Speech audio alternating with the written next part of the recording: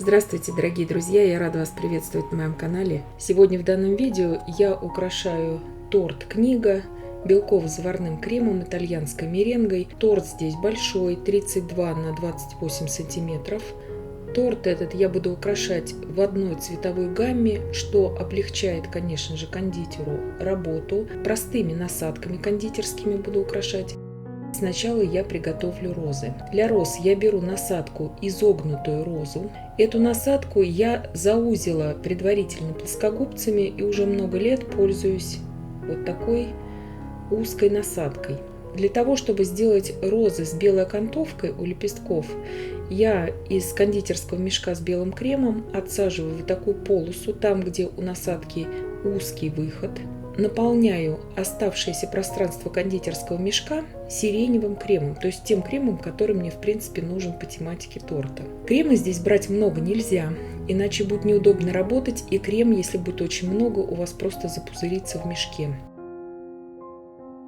Ссылки на видео по приготовлению крема белково-заварного итальянской меренги я оставлю вам в описании к данному видео. Насадка у меня здесь просто открытая звездочка, можно вообще без насадки делать основание для розы.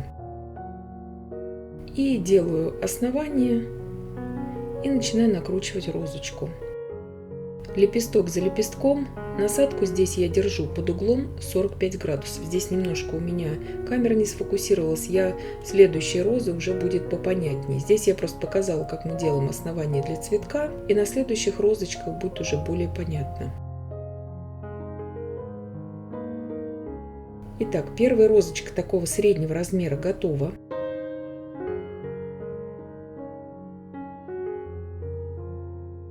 Здесь я делаю примерно похожую розочку. Насадку я здесь держу, смотрите, прямо. Видите, и роза получается уже немножко другая. Более ровно я держу перпендикулярно столу. То есть я держу эту насадку к гвоздику кондитерскому перпендикулярно. И видите, уже лепестки более такие получаются квадратные. Такая тоже роза имеет место быть. Просто вам показываю для примера, чтобы вы и тот вариант увидели. Теперь делаем такую крупную розу. То есть накручивать основание можно в разные стороны. Я вот здесь вам показываю, в другую сторону закручиваю.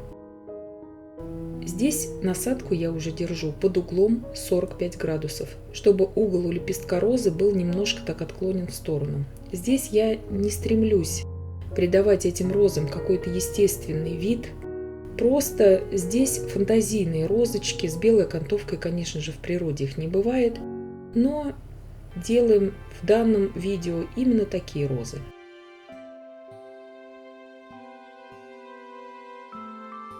Большое количество видео по украшению белково-заварным кремом есть на моем канале. Посмотрите в плейлисте, пожалуйста, украшение тортов. Здесь делаю бутон. Здесь мне их понадобится несколько, буквально из 3 лепестков. То есть делаются розы здесь совсем несложно. Видите, 3 лепестка, бутон уже готов. Так как места на торте не так уж и много, вот таким образом я делаю сейчас несколько бутонов. Итак, 12 розочек у меня получилось. 5 розочек будем располагать на одной стороне книги и 7 на другой странице книги. Для покрытия торта я сварила отдельно крем на 150 грамм белка и покрыла им торт. Сборку торта книга вы можете посмотреть по ссылке, которую я оставлю вам в описании к данному видео. Есть подробнейшие видео по сборке торта книга на моем канале. На цветы, на бордюры, на все остальные декорации на этом торте у меня еще ушло крема. Я предварительно варила на розы, и осталось у меня также на бордюры, то есть на 100 грамм белка. В общей сложности всего крема на весь торт у меня ушло из расчета порции на 250 грамм белка. Итак, для того, чтобы покрывать торт из аэрографа, я сиреневый краситель, буквально пару капель, развела в холодной кипяченой воде и использую его для аэрографа. Я брала гелевый водорастворимый краситель, которым я также и этим же красителем я, естественно, окрашивала белково-заварной крем итальянскую меренгу. Сейчас со всех сторон, где у меня будут страницы у книги, я прохожу здесь так быстренько все стороны книги. Здесь особой ровности, точности мне не нужно, потому что все равно сейчас с помощью силиконовой кисточки я буду наносить такие страницы. Сейчас я окрашиваю слегка вверху книги, то есть я буквально делаю акценты. Из аэрографа сильно здесь я не увлекаюсь. Вытираю всю ту лишнюю жидкость, которая осталась после работы с аэрографом. Здесь я использую одноразовое бумажное кухонное полотенце. Ими очень удобно работать. Они всегда чистые, они прекрасно впитывают в себя влагу. Здесь та же самая жидкость, которую я использовала для аэрографа. Я ее использую для работы с силиконовой кисточкой. Вот так, очень аккуратно, постоянно омакивая кисточку в жидкость, окрашенную пищевым гелевым красителем, я делаю вот такие вот странички. Делается это несложно, лучше делать это сидя, вам это будет удобнее. Сразу все подправляем кисточкой и таким образом проходимся сейчас по всем страницам. Обязательно предварительно омакиваем. Обязательно предварительно не забываем омакивать эту кисточку и, в принципе, ее слегка очищать от крема вот в той жидкости, которую мы приготовили для покрытия из аэрографа. Здесь очень важный момент. Если вы покрыли торт аэрографом и оставили его на длительное время, жидкость, которая попала от аэрографа на торт, она будет впитываться со временем в крем, и когда вы захотите уже проходить вот эти вот, делать страницы, проходить силиконовой кисточкой, у вас могут быть разрывы на креме, такие будут как бы белые некрасивые пузыри. То есть как только покрыли из аэрографа торт, лучше сразу же сделать такие фантазийные страницы с помощью силиконовой кисточки. Итак, страницы у меня готовы. Здесь, видите, я также силиконовой кисточкой дотронулась. И вот такой переплет у меня получился. То есть для тех, кто не захочет делать закладку, можно обозначить просто той же самой кисточкой силиконовой вот этот переплет. И тоже имеет место быть, если вы не захотите здесь использовать в украшении именно элемент с закладкой. Сейчас уже я буду наносить надписи на книгу. Здесь у меня они распечатаны на сахарной бумаге, не на вафельной, а именно на сахарной. Здесь у меня такие крупные надписи в этот раз. Разные есть у меня варианты и с цифрами из мастики, и с различными вообще цифрами. Здесь же у меня сегодня вот такие надписи. Есть несколько вариантов украшения торта книга на моем канале. Здесь стихотворения, которые дети посвящают своей маме. Также располагаем из центра в воздух, расправляем всегда в сахарной картинке на края, как бы мы выгоняем воздух из-под картинки. Здесь я окрасила кондитерский мешок слегка тем же самым сиреневым красителем и наполнила тем кремом, которым я делала розы, вот тем же цветом. И делаю вот такие бордюрчики. Насадка у меня здесь номер 13, маленькая звездочка 3 мм, самая маленькая звездочка. И внизу делаю такую же окантовочку.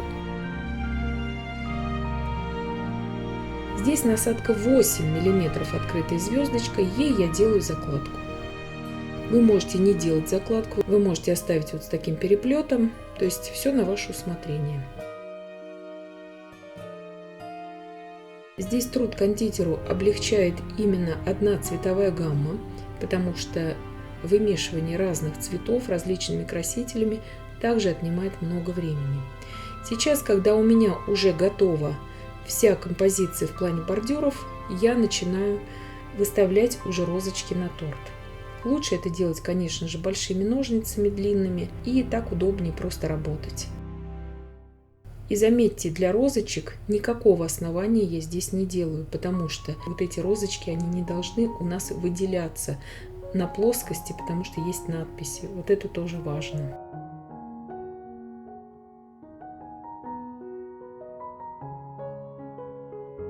И делаю вот такие еще как бы фантазийные бутоны уже на самом торте. Здесь я их делаю также из той же насадки роза, которой я делала эти розочки.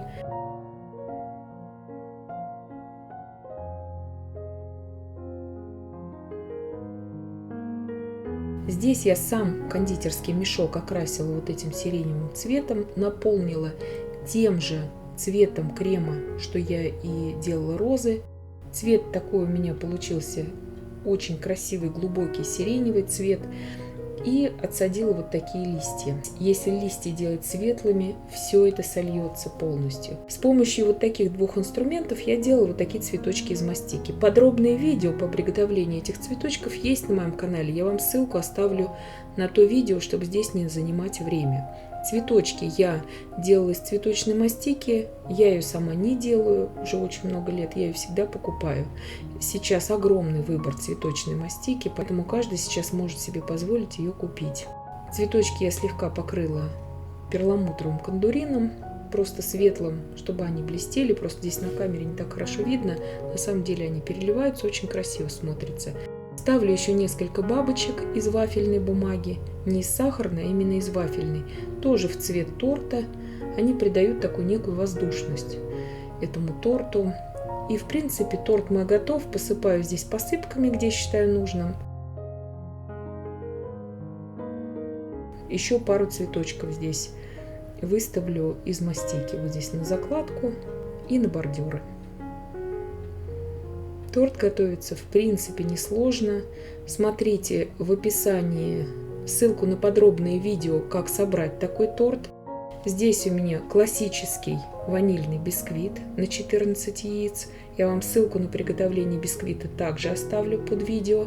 С одной стороны сливочно-творожный крем с малиной, а с другой стороны карамельный крем. Также ссылку я вам оставлю в описании на эти рецепты под видео. И я надеюсь, что видео было полезным и познавательным. Подписывайтесь на мой канал, ставьте лайки, пишите комментарии. Я всем желаю больших успехов и до встречи в новых видео.